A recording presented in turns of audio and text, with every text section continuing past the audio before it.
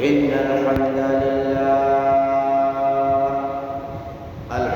لله نحمده ونستعينه ونستغفره ونؤمن به ونتوكل عليه ونعوذ بالله من شرور أنفسنا ومن سيئات أعمالنا من يهده الله فلا مضل له ومن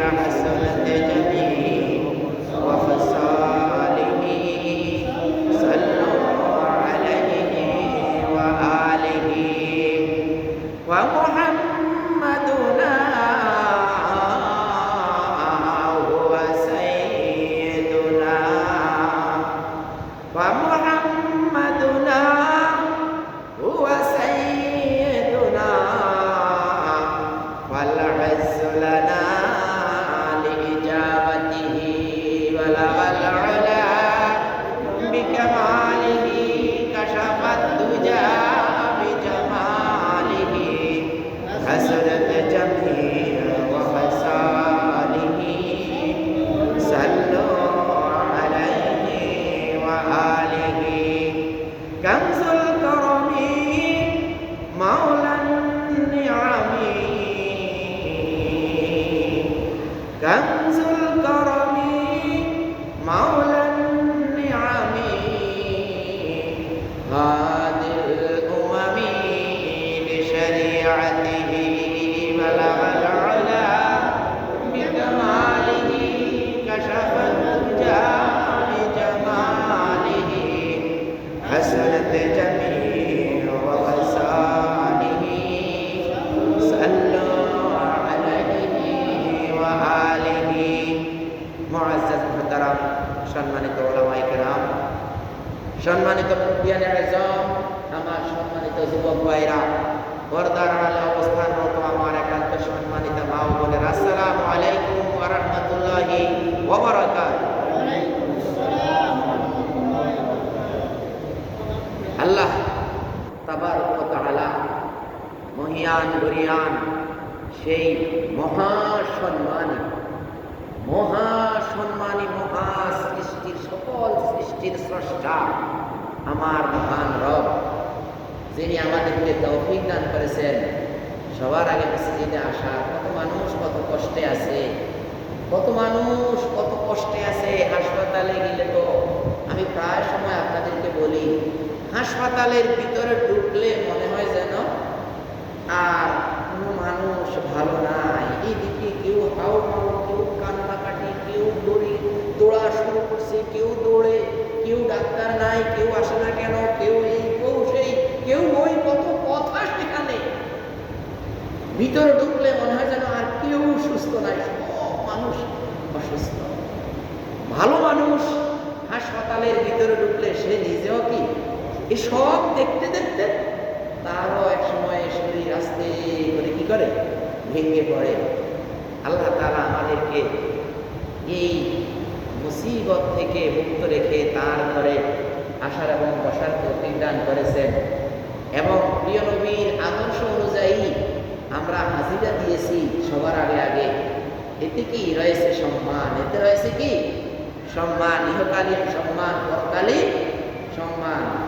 আপনাদের দুনিয়াতে আমাদের দুনিয়াতে যখন কেউ বিয়ের দাওয়াত খাওয়ায় অথবা আল্লাহর হস্তে কেউ মারা গেলে খানা খাওয়ায়, প্রথম টেবিলে বসার সময় যেরকম সুন্দর লাগে, পরবর্তী টেবিলে বসতে কিন্তু অত সুন্দর লাগে না। কারণ এখান দিয়ে ওইখান দিয়ে কি ঝোল মানে তরকারি এদিক সেদিক লাগিয়ে থাকে, হয়তো আপনার হাতে লাগিয়ে পড়ায় লাগিয়ে দেওয়া যায়, আপনি যেখানে বসবেন চেয়ারে পড়ে আছে কিছু, কি এরকম হয় না? অনুরূপভাবে আল্লাহ তাআলার ঘরে যে ব্যক্তি সবার আগে আসে তার ব্যাপারে বলা হয়েছে কি মুহাম্মাদুনা। দেখেন আমি যে শেরটা প্রথম বললাম মুহাম্মাদুনা, আমাদের মুহাম্মদ সাল্লাল্লাহু আলাইহি ওয়াসাল্লাম, এর অনুবাদ কি মুহাম্মাদুনা। অতঃপর আমাদের মুহাম্মদ সাল্লাল্লাহু আলাইহি ওয়াসাল্লাম হুয়া সাইয়্যিদুনা, তিনি আমাদের লিডার, তিনি আমাদের কি সাইয়্যিদ। সাইয়্যিদ বাংলা শব্দ, আরবি শব্দ, বাংলা অর্থ ইংরেজি শব্দ হলো লিডার, আরবি শব্দ হলো আমাদের কি আদর্শ নেতা। মুহাম্মাদুনা হুয়া সাইয়্যিদুনা ফাল ইজ্জু লানা, ফাল ইজ্জু লানা। সুতরাং আমাদের জন্য সম্মান হলো লিজাবাতিহি, ডাকে সাড়া দেওয়া, তার ডাকে সাড়া দেওয়া। আমাদের যখন আযান দেওয়া হয় আল্লাহু আকবার, আল্লাহু আকবার, আল্লাহ সবচেয়ে বড়, আল্লাহ সবচেয়ে বড়, এইভাবে শেষ পর্যন্ত আমি প্রায় সময় আপনাদের এই কথাগুলো বলেছি, সময় নাই বলার। অনেক সুন্দর সুন্দর আল্লাহর এই আহ্বান, অনেক সুন্দর কথা সেখানে, কিন্তু সময় এখন আমরা অন্যদিকে ঢালব ইনশাআল্লাহ। সেটা হলো আমরা রাসূলের এই বিধিবিধান অনুযায়ী সবার আগে মসজিদে আসা, এটা হলো সবচেয়ে বড় ইজ্জতের কথা। এটাই হলো আমার মূল ভূমিকা। আমরা আজকে জুমার তৃতীয় জুমা চলছে আমাদের সূরাতুল কাফিরুন। সূরাতুল কাফিরুন তৃতীয় জুমায়, আমরা গত জুমায় এই সূরাতুল কাফিরুনের মধ্যে আমরা যে রবের দিকে আমরা ডাকি, তোমরা আসো, আহ্বান করতেছি যে তুমি যে রবের ইবাদত করো, তোমরা যে জড় পদার্থগুলোর ইবাদত করো, অথবা আল্লাহ ব্যতীত অন্য সব কিছুকে জড় পদার্থ বলা হয়েছে। তো এইগুলোর যে ইবাদত করো, এগুলোর কথা মানো, এগুলোর আইন মেনে চলো, এগুলোর ভাবে সব কিছু তাদের অনুযায়ী চলো। আমি কিন্তু আল্লাহ রাসূল বলে কি মা আবুদ, আমি কিন্তু ওই অনুসরণ করি না। আর আল্লাহ রাসূলের এই তরিকা অনুযায়ী যারা দুনিয়া চলে তারাই হাসরের দিন মুক্তি পাবে। এই সূরার আলোকে, কি সূরা কুরাইশের আলোকে, যে আমরা বলি না লা আবুদু মা তা'বুদুন, আমি যার ইবাদত করি, ওই তোমরা যারা অন্য জড় পদার্থের ইবাদত করো, অন্য আল্লাহ ব্যতীত রাসূল ব্যতীত অন্য কারো নীতি অনুসরণ করো, তোমরা কিন্তু যার ইবাদত করো, আমি কিন্তু তার ইবাদত করি না। একই কথা আমরাও বলবো। আল্লাহ তাআলা ওল এই কথা বলার পরে ওল এর ব্যাখ্যায় মুফাসসিরিনগণ বলেছে কিয়ামত পর্যন্ত যত দাঈ আসবে, আহ্বানকারী আসবে, আল্লাহর দিকে, কোরআনের দিকে মানুষকে আহ্বান করবে, সবাইকে উল্লেখ করে আল্লাহ তাআলা এই ওল বলেছেন যে তুমি বলো। রাসূলের সময় বলছে হে রাসূল আপনি বলেন। আর কিয়ামতের সিংহায় ফুঁক দেওয়ার আগ পর্যন্ত যে মানুষকে আল্লাহর দিকে ডাকবে, তাকে বলা হয়েছে যে তুমি বলো লা আবুদু, আমি যার ইবাদত, আমি ইবাদত করি না, মা তা'বুদুন, তোমরা তার ইবাদত করো। হ্যাঁ, বল ইয়া আইয়ুহাল কাফিরুন লা আ'বুদু মা তা'বুদুন। এইভাবে শেষ পর্যন্ত সূরা। এর ভিতরে আমি গত জুমায়, তার আগের জুমায় আমি বলেছি, আজকে আমরা সূরা বাইয়িনা এর একটা আয়াত এই সূরা কাফিরুনের ব্যাখ্যায় মুফাসসিরিনগণ এনেছেন। সেটা কি? আউযু বিল্লাহি মিনাশ শাইতানির রাজীম, বিসমিল্লাহির রাহমানির রাহিম। ওয়া মা উমিরু ইল্লা লিয়া'বুদুল্লাহা মুখলিসিনা লাহুদ-দীন হুনাফা ওয়া ইউকিমুস সালাতা ওয়া ইউতুজ যাকাতা ওয়া যালিকা দীনুল কাইয়্যিমা। ওইদিকে আরো বড় কি বিস্তারিত কথা, আমরা সেই দিকে যাব না। আমরা শুধু এই সূরার সাথে যেটুকু মিল সেটুকুই বলতেছি। আল্লাহ তাআলা বলেন ওয়া মা উমিরু, আমি তোমাদেরকে আদেশ করতেছি না, কোনো আদেশ নাই, কোনো নির্দেশ নাই, কোনো অর্ডার নাই, ইল্লা, তবে হ্যাঁ একটা মাত্র অর্ডার। খেয়াল করছে? একটা মাত্র অর্ডার, লিয়াবুদু, তারা ইবাদত যাতে করে আল্লাহ, লিয়াবুদুল্লাহ, তারা শুধু যাতে আল্লাহর ইবাদত করে, এই কথাটা ছাড়া আর কোনো অর্ডার তাদের প্রতি নাই, আর তাদের প্রতি আর কোনো আদেশ নাই। অন্য কারো কোনো কথা সে মানবে, এই কথাটা আমি বলতেছি না ভাই। একটা জিনিস খেয়াল করেন, আল্লাহ কোরআন দেখছেন, হ্যাঁ, আপনাদের এই মসজিদে আমি এই আজকে 3 বছরের কি বেশি হয়ে গেল নাকি বা এরকম হয়ে গেছে, একটা আয়াতকে সর্বোচ্চ 1 দিন অথবা 2 দিন আনুষঙ্গিক একই বক্তব্য 2 দিন রেখেছি, এরকম হয় না। ভাবাবেন না, সকল বক্তব্য আমার ইউটিউবে দেওয়া আছে, 560টা না 8টা বক্তব্য। এর ভিতরে কিছু আছে ওই যে সঙ্গীত বা সাংস্কৃতিক অনুষ্ঠান, এই অল্প 20-30টা, আর বাকি 400, 450, 500 ভিডিও। এগুলোর মধ্যে আপনি একটা ভিডিওর সাথে আরেকটা ভিডিও হুবহু মিলে এরকম কোনো ভিডিও আপনি পাবেন না পবিত্র কোরআনের কথাগুলো। এইভাবে কি হলো তাহলে? আমি যে কথাটা বলতে চেয়েছি সেটা হলো আল্লাহর কোরআনের যেই দিকে দিয়েই আমরা বলি, সেই দিক দিয়েই যারা আল্লাহর কোরআন মানে না, আল্লাহ রাসূলের আদর্শ মানে না, এরা মনে করে যে কি, মনে হয় যেন আমাদেরকে সবগুলো কথা বলতেছে, মনে হয় যেন ওজন আমার বিরোধী। হ্যাঁ, এই কথাটা সত্য। যে হুজুর আল্লাহ তার রসুলের পক্ষে, আল্লাহ এবং তার রসুলের ছাড়া আর যা কিছু আছে সব কিছুর বিপক্ষে, এই কথাটা সত্য কি? কিন্তু এখন আমি কে যে আমাকে বলতেছে, মনে হয় যেন এই কথাগুলো মনে হয় আমাকে বলতেছে, আমি কে? আপনি তো আল্লাহর বান্দা, আমিও আল্লাহর বান্দা, আপনিও রাসূলের উম্মত, আমিও রাসূলের উম্মত। শুধু আপনি যেখানে বসেন সেখানে যাতে এই কথা বলে যে আমরা আল্লাহ তাআলার সৃষ্টি। আমরা সবাই কার সৃষ্টি? আল্লাহ তাআলার সৃষ্টি। ভাই আমরা আল্লাহ তাআলার সৃষ্টি না? আমরা আল্লাহ তাআলার সৃষ্টি। আমাদের সেই রাসূল, আমাদের প্রিয় নবী মুহাম্মদ সাল্লাল্লাহু আলাইহি সাল্লামকে আমাদের জন্য পাঠাইছেন। আমরা যেখানে বসি আমরা যাতে বলি যে ভাই বিশ্ব নবী যাহা কিছু নিয়ে আসছে আমরা তাহা কিছু মানব। আর বিশ্ব নবী আল্লাহ তাআলার নিকট থেকে ওমা আতাকুমুর রাসূলু ফাখুযুহু ওয়া মা নাহাকুম আনহু ফান্তাহু, বিশ্ব নবী যা কিছু নিয়ে এসেছেন আমরা আঁকড়িয়ে ধরবো, ঝাঁপড়িয়ে ধরবো, আর যা কিছু বিশ্ব নবী নিষেধ করেছেন আমরা তাকে কি ছুঁড়ে নিক্ষেপ করব। এই কথার মধ্যে আমরা যাতে করে ওইখানে একমত হই। তাই আল্লাহ তাআলা সূরা আল বাইয়িনার 5 নম্বর আয়াতে খেয়াল করেন ভাই, পবিত্র কোরআনের সূরা আল বাইয়িনার 5 নম্বর আয়াতে আল্লাহ বলেন ওমা উমিরু, আমি তাদেরকে আদেশ করি নাই, তাদেরকে কোনো আদেশ করা হয় নাই ইল্লা লিয়াবুদুল্লাহ, তবে না আদেশ করেছি লিয়াবুদু, যাতে করে ইবাদত করে তারা আল্লাহ, লিয়াবুদুল্লাহ, সাথে করে শুধু তারা আল্লাহর ইবাদত করে, আল্লাহর ইবাদত না করে, তাহলে কিন্তু আমার কাছে আসলে আমি একদম শেষই বক্তা বানালাই।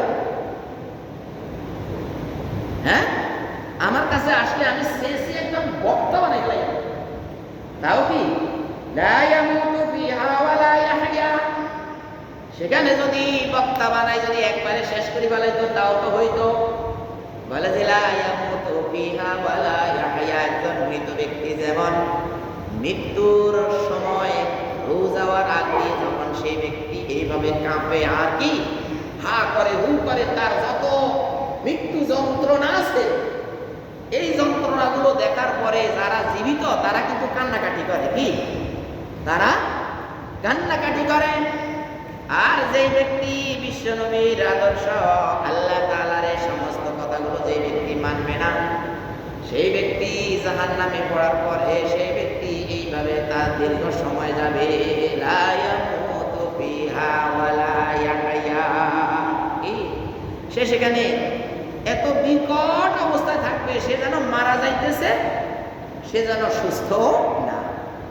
এই মধ্যখানে যে ক্রসিং সময়টা, আজরাইল যখন তার শরীর থেকে রূহ নেয় তখন মনে হয় যেন তার আস্তে আস্তে করে তার এই চামড়াগুলো সবগুলো জীবিত মানুষের চামড়াগুলো যে ছিঁড়ে ফেলে না ভাই, আমরা যেরকম ছাগলের চামড়া পা থেকে ছুঁড়ে টান দিয়ে কি ছাগলের চামড়াটা ছুঁড়ে ফেলে না, এক টান দেয়, এক টান দিয়ে কি জ্যাপ করে ছুঁড়ে ফেলা। যারা কষায়, যারা ভালো এই ব্যাপারে দক্ষ, তারা কি এক টানে ছুঁড়ে ফেলা। যে ব্যক্তি মৃত্যুর সময় এই দুনিয়ায় সে ব্যক্তি আল্লাহ তাআলার আইন বিধিবিধানগুলো মানে নাই, সেই ব্যক্তির মনে হয় যেন এই চামড়াগুলো কাঁচা চামড়া যেভাবে টান দিয়ে সব ছিঁড়ে ফেলে, ওই ব্যক্তির এমন মনে হবে। তাহলে আমরা এখনই বাড়িতে গিয়ে কেউ যাতে না দেখে 10 বার কানে ধরতে হবে, কি 10 বার কানে ধরি আল্লাহর সামনে, শুধু আল্লাহর সামনে 10 বার কানে ধরি, বলতে হবে আল্লাহ এটা আমি সহ্য করতে পারবো না। কি কাঁচা চামড়া ভাই, কাঁচা চামড়া এভাবে টানি যখন ছিঁড়ি ফেলায়, এটা কি সহ্য করার মতো ভাই? এটা সহ্য করার মতো না। আল্লাহর সামনে দাঁড়াই, বাড়িতে যাই, এভাবে কানে ধরি 10 বার কানে ধরি, উপবাস করি, ওই দইব যে আল্লাহ এই শাস্তি আমার দ্বারা সম্ভব না। হ্যাঁ, আমি জীবিত অবস্থায় আমার চামড়া যেন ছিঁড়ি ফেলেন লই গেলেন আপনি, এই শাস্তি সম্ভব ভাই? আরো সম্ভব এটা ভোগ করা সম্ভব না। এই জন্য আল্লাহ তাআলা বলেন মামা উমেরু, যদি তোমরা আমার কথাগুলো মেনে চলো আমি তোমাদেরকে এই কষ্ট দেব না। হ্যাঁ, আরে দেখছেন কত কথা, আমি একদিকে যাই আর একদিকে লইছি, একদিকে যায় আর একদিকে। ঈসা আলাইহিস সালামের আমলে ঈসা আলাইহিস সালামকে নবী সত্য কিনা এই জন্য এক বিলের মাঝখানে যায় বলে, ও ঈসা তুমি নাকি কবর থেকে জীবিত মানুষ উঠাইতে পারো, এইখানে একটা কবর আছে, এখান থেকে একটা মানুষ উঠাও। ও আল্লাহ, আসলে তার বাপ-দাদার 14 গোষ্ঠীও জানে না এখানে যে কবর আছে। পরিশেষে ঈসা আলাইহিস সালাম বললেন, ইয়া আব্দুল্লাহ কুম বিইজনিল্লাহ, হে আল্লাহর গোলামের ঘরের গোলাম, হে আল্লাহর গোলাম, তুমি আল্লাহ তাআলার আদেশে উঠে যাও। এই কথা বলার সাথে সাথে ওইখান থেকে একটা লোক ধম করে উঠে দাঁড়িয়ে গেছে। দেখছেন যারা ডাক দিয়ে দিচ্ছে এদের কেউ কেউ মুসলমান হয়ে গেছে, ঈসা আলাইহিস সালামের ধর্ম আনছে, আর যার কপাল এটা পোড়া পোড়া কপালে তুমি এখানেও জাদু লই আইছো, ওরে বাবা এটা কি রে। ঈসা আলাইহিস সালাম বললেন, ভাই তোমার নাম কি, তোমার বাবার নাম কি, তুমি কোন সময়ের? এখানে তো কোনো নিদর্শন পাওয়া যায় না যে কবরের, তুমি কিভাবে এখানে আসলে? কয় ভাই আমার বাবা শীশ আলাইহিস সালামের কাছে, শীশ আলাইহিস সালামের সময়ের নাকি শীশ আলাইহিস সালামের সন্তান, আসলে আমি একটু দ্বন্দ্ব হয়ে গেল। শীশ আলাইহিস সালাম আদম আলাইহিস সালামের সন্তান, শীশ আলাইহিস সালামের আমলের ওই লোকটা বললো যে ওই সময় তো দাড়ি পাকা ছিল না, তোমার দাড়ি কেন পাকলো? ইব্রাহিম আলাইহিস সালামের সময়, ইসমাইল আলাইহিস সালামের সময় দাড়ি পাকা আস্তে আস্তে শুরু হলো। এই লোকটাকে বললো তুমি এইভাবে দাড়ি পেকে গেল, এই শীশ আলাইহিস সালামের সময় তো দাড়ি পাকা ছিল না। ঈসা আলাইহিস সালাম তখন জিজ্ঞেস করলো, তোমার দাড়িটা পাকলো কিভাবে? কয় হুজুর, আমার দাড়ি আমাকে যখন আজরাইল আলাইহিস সালাম, আমি মোটামুটি জান্নাতে আছি, সুখে আছি, হ্যাঁ, বিশ্ব নবীর দোয়ার বরকতে আমাদের জন্য মৃত্যু যন্ত্রণা কমছে। আমাদের বিশ্ব নবীকে যেই ব্যক্তি একমাত্র আদর্শ হিসেবে মানে, তার মৃত্যু যন্ত্রণা আল্লাহ তাআলার কাছ থেকে উনি নিয়ে নিছেন, যে আমার এই উম্মতেরা যাতে এই মৃত্যু যন্ত্রণা না পায়। যখন উনি মৃত্যু যন্ত্রণার ছাপ দিছে, আজরাইল, হ্যাঁ, এত কষ্ট আমার উম্মতকে তুমি দিবা, তখন ওই মুহূর্তে তিনি আল্লাহর কাছ থেকে বলছে, আল্লাহ আমার উম্মতদেরকে আপনি। তখন আল্লাহ ওয়াদা করছে যে হ্যাঁ, যারা শুধু আপনাকে মানবে দুনিয়ার পরিচালনা, তাদের জন্য আমি মৃত্যুর যন্ত্রণা, দুধ থেকে বাচ্চা দুধ খাওয়ার সময় দুধের পাড়টা তার মুখ থেকে যেরকম ঘুমের তোড়ে টাস করে ছুটে যায়, আমি আপনার উম্মতদের যারা ইমানদার হবে, মুমিন হবে, মুসলিম হবে, সব কিছু ব্যাপারে আত্মসমর্পণ হলো মুসলিম। কবর জিয়ারতে আপনি বলেন না, মিনাল মুসলিমিনা ওয়াল মুসলিমাত ওয়াল মুমিনিনা ওয়াল মুমিনাত, হ্যাঁ, আমাদের মধ্যে কেউ হলো মুমিন, কেউ হলো মুসলিম। যারা মুসলিম তারা হলো ধরেন কি কামেল পাশ করে কি মুফতি হয়ে বাইরে হয়েছে, মুফাসসির হয়ে, মুহাদ্দিস হয়ে, আলিম হয়ে কি বের হয়েছে, এটা হলো মুসলিম। আজকে সামান্যই মানাচ্ছে, এখনো যুদ্ধ হয় না, ভালো করে মানে এটা একটা কি দেখছেন, আমরা কবর জিয়ারতের সময় ওইভাবে কবর জিয়ারত করি।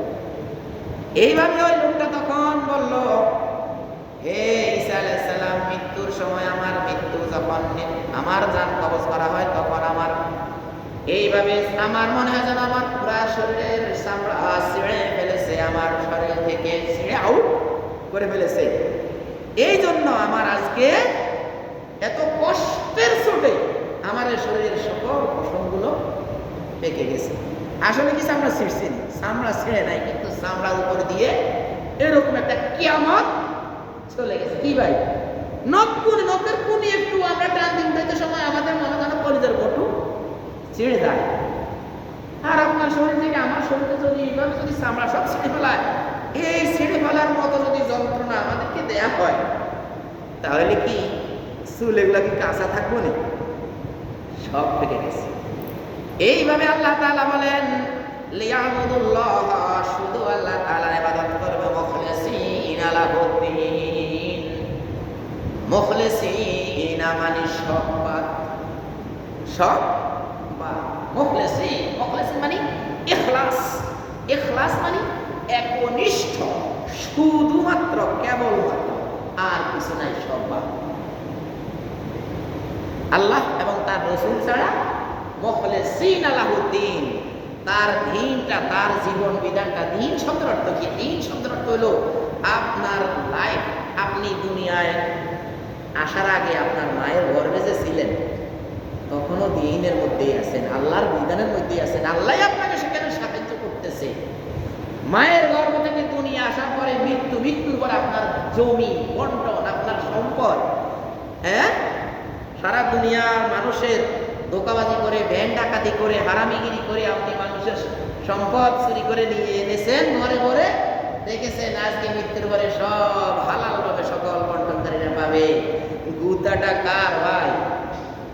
যিনি এগুলো মানুষের কাছে আত্মসাৎ করে এনেছে, মাইটটা হলো তার, কিন্তু খাইতেছে এখন কে? পরবর্তী ওয়ারিসরা বন্টন করে নিতেছে, ওদের জন্য সম্পূর্ণ হালাল। তাবাদ্দুলুল মেল ইয়ালজিমু তাবাদ্দুলুল আইন, এটা হলো ফিকহের মাসালা। মালিকানা পরিবর্তন হওয়ার সাথে সাথে বস্তুর মূল নিষ্ঠা পরিবর্তন হয়ে যায়। আমি এখানে আসি, আমাকে আপনারা কি জুমার দিন খানা খাওয়ান, আপনার খানাটা যদি আপনি যদি আল্লাহ না করো, আস্তাগফিরুল্লাহ আযীম, যদি কোনো উল্টাপাল্টা পন্থায় আসেও, তারপরেও মালিক আপনি, আপনি আমাকে হাদিয়া লাগা সদকা তো কলা না হাদিয়া, মানে আপনার জন্য মুসিবত, আমার জন্য এটা কোনো মুসিবতের মধ্যে পড়ে না। আমি আপনার ঘরে গেছি, আমাকে হাদিয়া, আমাকে আপনি কি মেহমানদারি করেছেন, আমি এটার ব্যাপারে কোনো মাসউলই না। খেয়াল করছেন?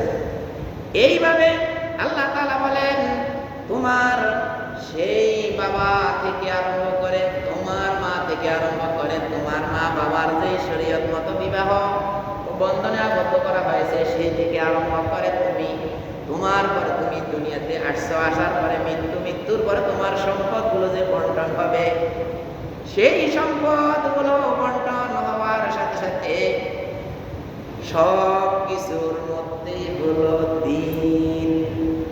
কি ভাই? আরে একটু আমি কমিয়ে বলেছি, আরো বাড়াইয়া আছে। আমি বাড়াই তো বলি নাই, বরং এই দিন সম্পর্কে আলোচনা করতে হলে 10 জুমা যাবে।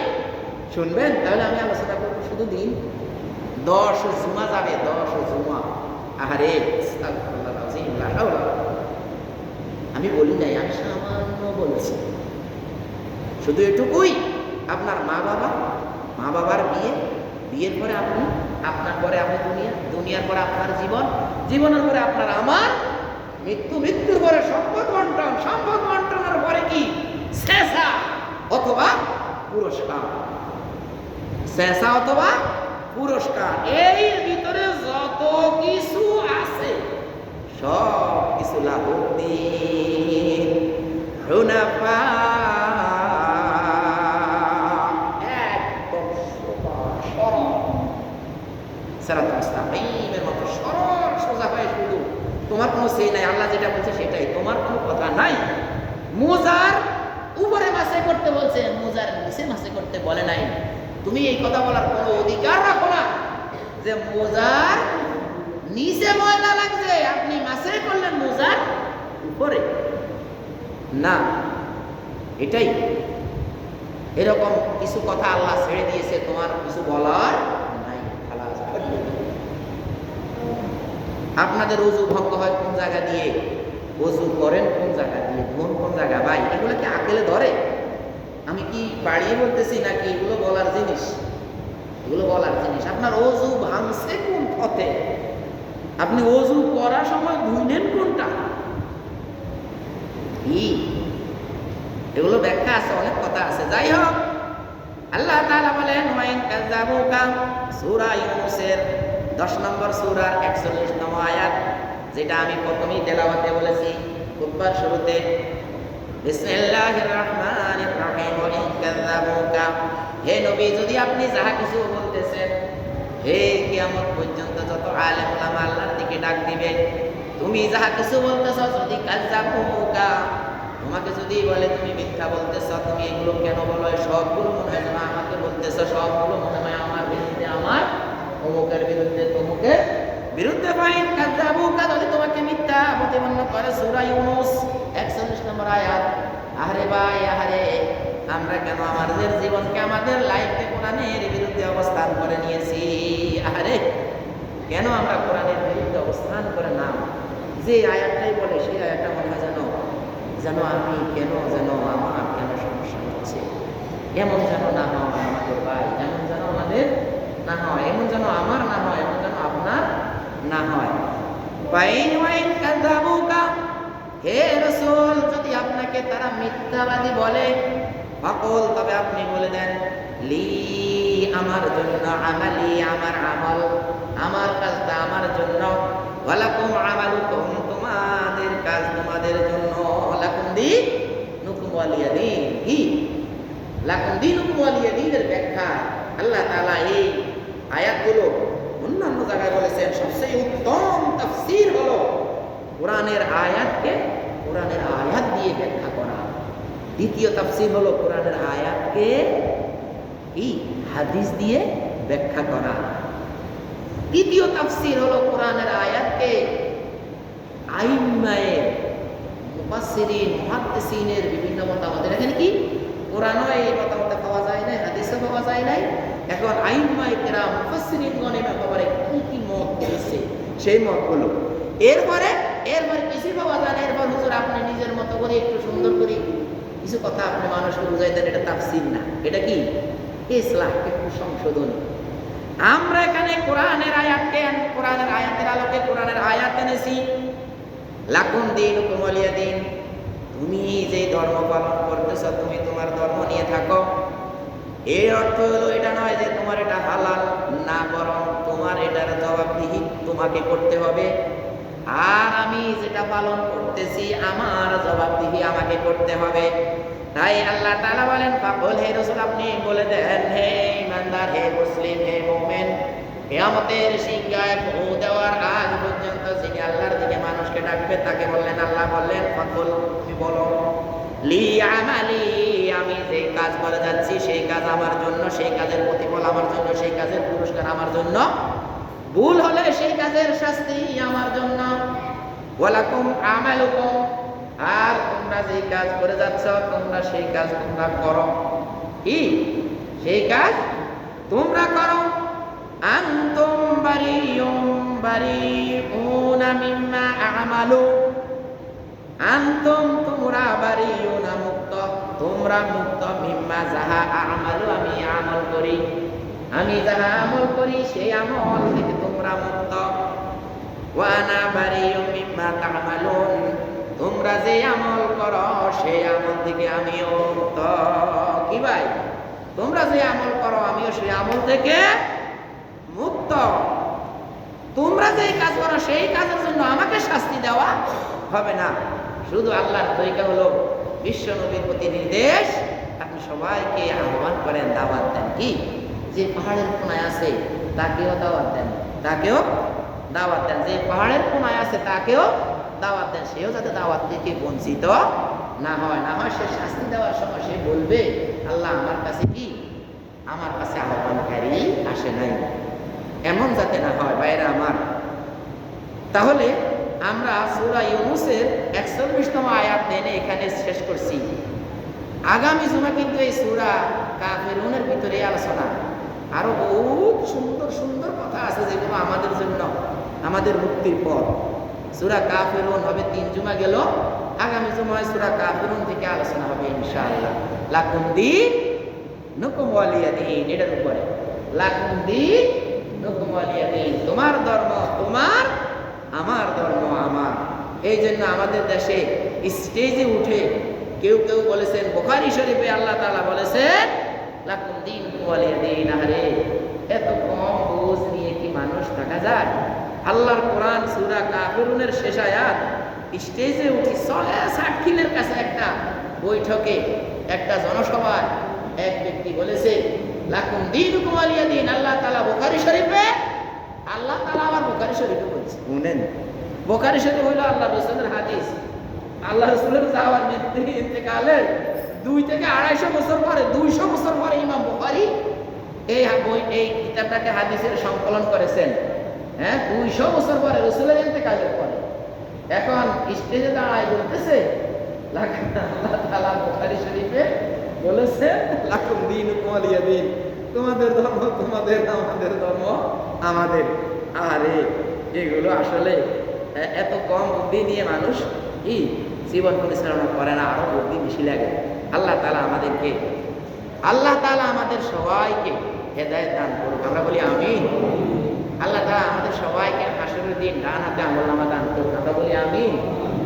বাম হাত বলা হয়েছে এমন এমন তাফসীরে আসছে, এখান দিয়ে ছিদ্র করে ফিট দিয়ে বের করে তাকে বাম হাতের আমলনামা যারা পাবে তার এই পেট ছিদ্র করে ফিট দিয়ে হাত বের করে তাকে আমলনামা দিবে। কি মারাত্মক বলেন তো! আল্লাহ তাআলা আমাদেরকে এরকম মুসিবত থেকে হেফাজত করুন, আমরা বলি আমিন। আল্লাহ তাআলা আমাদেরকে হাসরের দিন যাতে বেইজ্জতি না করে, আমরা বলি আমিন। আমাদের মা বাবা যারা চলে গেছে তাদেরকে আল্লাহ তাআলা হাসরের দিন যাতে বেইজ্জতি না করেন, আমরা বলি আমিন। ওয়া আখিরু দাওয়ানা আলহামদুলিল্লাহি রাব্বিল আলামিন। আসসালামু আলাইকুম ওয়া রাহমাতুল্লাহি ওয়া বারাকাতুহু।